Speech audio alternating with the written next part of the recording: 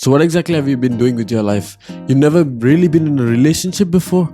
Don't you think it's time to get serious about life? Don't you think it's time to get a job? Don't you think you need to get away from your parents' money? This is something that somebody told me just a few days ago.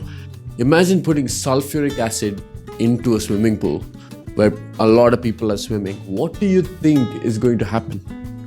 How would you react to this? Wouldn't you just want to explode? Wouldn't you want to fight that person in that moment? So welcome to the tutorial that you didn't ask for, but you got it anyways. How do you dodge a personal question? By being even worse to the other person. If you're being asked a very personal question that you do not want to answer, don't try to be a reasonable person and try to calm down the situation first. The first step you gotta do is overshare immediately. And when I say overshare, you know what? You just start saying things like, haha, yeah, I know I've always been a failure. What do you think? Do you think you have achieved anything in life? Do you think you have made it all in life and you can actually lecture me? Who the hell do you think you are? You know why this is great? Because now, instead of trying to mediate the situation, you are going gung-ho. You are going to punch the guy in the throat. And that's when it will actually simmer in. That's when he will understand, oh, you know what? I was actually doing something wrong. And you know why this is great? Let's say you're at a family dinner and you're doing this. The one thing that will happen is everybody's quiet. You wanted quiet, you probably got quiet, and everybody else is minding their own business now. Nobody's talking, nobody's engaging. Now you get to do whatever you like. You're in your own world. Or step 2, you could self-deprecate yourself. So if somebody asks you about, what's happening with your job? Do you have any job? Do you have any money? Well, just say, you know what? I don't want to be employed. Unemployment rules.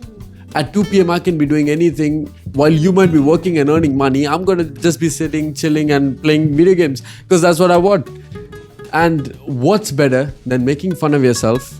And who doesn't like humiliating themselves in front of other people, in front of themselves and feeling like a waste of space? Step 3, attack. If somebody asks you, why are you being so quiet? Why can't you be a little bit more louder? Why can't you be a bit more engaging? The best thing to do is go straight at their throat. Go for the jugular. Tell them, you think I'm being so quiet? Well, I'll show you what loud is. Well, who do you think you are? Do you think you've discovered everything about the universe? Do you think you are Mr. Communicative, Mr. Expression? I mean, after all, we all live for chaos, right? Who can function without any chaos?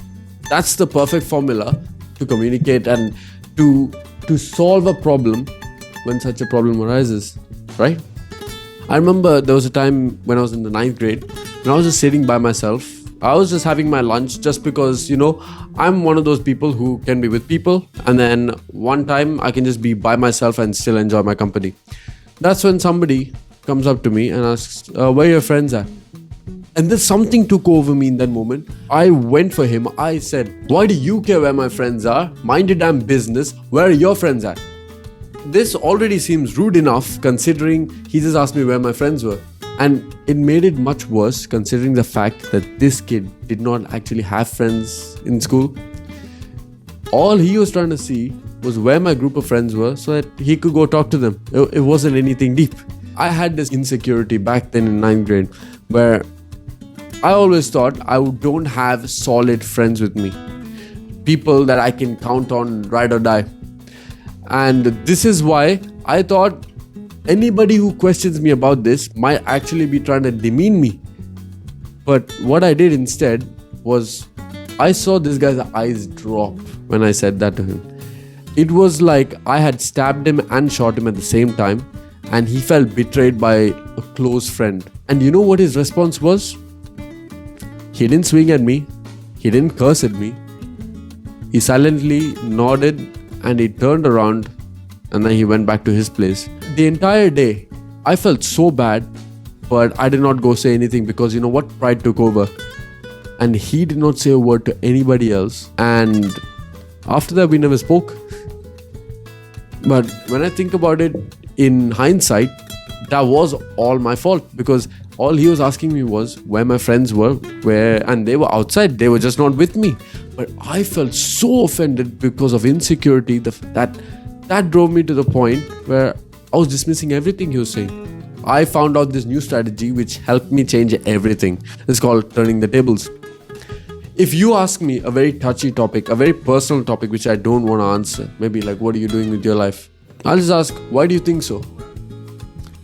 This is because now, instead of trying to defend myself, I'm trying to actually understand what the situation is. I'm going to think of every single interaction as an opportunity to learn.